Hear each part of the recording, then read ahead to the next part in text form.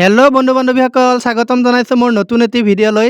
আজি মই আপোনালোকক দেখুৱাবলৈ ওলাইছোঁ আমাৰ গাঁৱলীয়া সমাজত কেনেকৈ আমি খাৰ প্ৰস্তুত কৰোঁ, কলাখাৰ প্ৰস্তুত কৰোঁ। আপোনালোকক অকণমান দেখুৱাবলৈ চেষ্টা কৰিছোঁ। আহকচোন চাওঁ ভিডিঅ'টো শেষলৈ। এয়া আমাৰ পথাৰত কলৰ গছ চিৰি আছে, আহকচোন চাওঁ। এয়া দেখিছেনে বন্ধু বান্ধৱীসকল, কেনেকৈ কলৰ গছ চিৰি আছে পথাৰত। আহকচোন কলাখাৰনো কেনেকৈ প্ৰস্তুত কৰিব পাৰি, কেনেকৈনো বনায় অকণমান জানো, আহকচোন। এয়া যে পথাৰত দেখিছে, এয়া হৈছে আমাৰ মা আৰু মামী। কলাখাৰ চিৰাত ব্যস্ত হৈ পৰিছে, আহকচোন চাওঁ। এই যে আপোনালোকে খাৰ চিৰি আছে, এয়া শুকাওঁতে কিমান দিন লাগিব নো? এসপ্তাহ লাগিব। এসপ্তাহ 10 দিনমান লাগিব ন?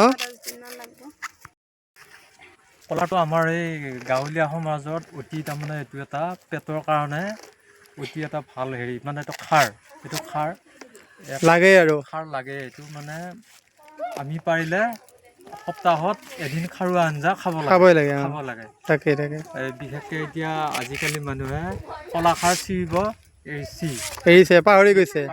কিন্তু আমি আৰু বহুতে চিনিও নাপায়। কলাখাৰেৰে আমি বহুত মানে হেৰি কৰিব পাৰি, যেনে কাপোৰ ধুব পাৰি। কাপোৰ ধুলে কাপোৰ চাফা হয়।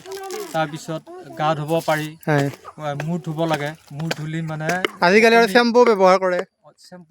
কিন্তু চেম্পুত কৰি কলাখাৰটো আগৰ পৰাই মানে চলি অহা, মানে সেইটো এটা খাৰ, সেইটো উত্তম। পেটৰ কাৰণে, গেছৰ কাৰণে অতি মানে কলাখাৰটো ঔষধি এটা হেৰি। আৰু আমি খাৰৰ আঞ্জা সপ্তাহত এদিনকৈ খাব এদিন হ'লে খাব লাগে। শুকাওঁতে 10-12 দিন লাগে।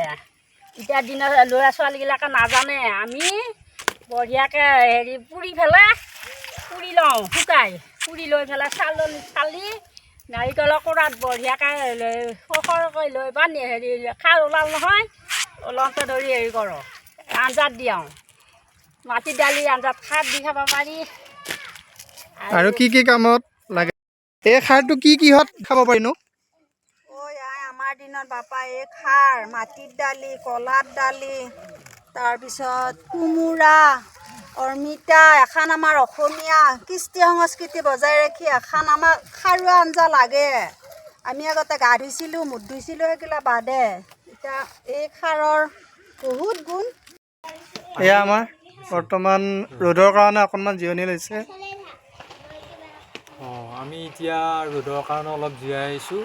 এই কেইজনমান তিৰোতা মানুহ আছে, তাৰপিছত মই আছোঁ, তাৰপিছত গছৰ তলত বহি আছোঁ। কলাখাৰ খুব আমি আনন্দ মনেৰে চিৰি আছোঁ। আজি ৰ'দটো আচলতে খুব ভাল, খুব চোকা ৰ'দ। এই চোকা ৰ'দতে কলাখাৰ চিৰিব লাগে। আৰু কলাখাৰ মানে বৰষুণ পৰিলে একদম ভাল নহয়, তাৰমানে তাৰ যিটো চাৰ বুলি কয়, সেই চাৰটো গুচি যায়। আচলতে আমি কলাখাৰ চিৰি এনেকৈ থৈ দিলেই নহ'ব। তাত তাৰমানে যদি বৰষুণ হয়, বৰষুণত মানে নপৰা কৰি টিৰপাল হওক বা কিবা ঘৰত থোৱাৰ ব্যৱস্থা কৰিব লাগে। আচলতে এই কাতি মাহৰ কলাখাৰটো অতি তাৰমানে ঔষধি হেৰি, মানে এইটো এটা হেৰি খাৰ। গতিকে এই ৰ'দতে, এই প্ৰখৰ তাপত কলাখাৰ আচলতে খুব শুকায়। আমাৰ ব্যস্ত হৈ আছে এতিয়া, দেখিছেনে ৰাইজ?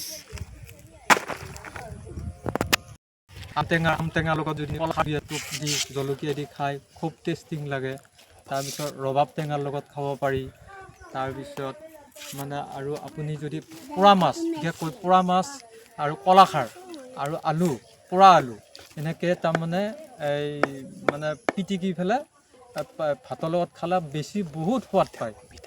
তাৰপিছত বিশেষকৈ অমিতা, কেঁচা অমিতাত যদি আপুনি কলাখাৰ লাগে, কলাখাৰটো কেঁচা অমিতাত অতি দৰকাৰী। তাৰমানে কলাখাৰ এটো হ'লেও দিলে মানে অমিতাখিনি মানে সিজাত সহায় হয়।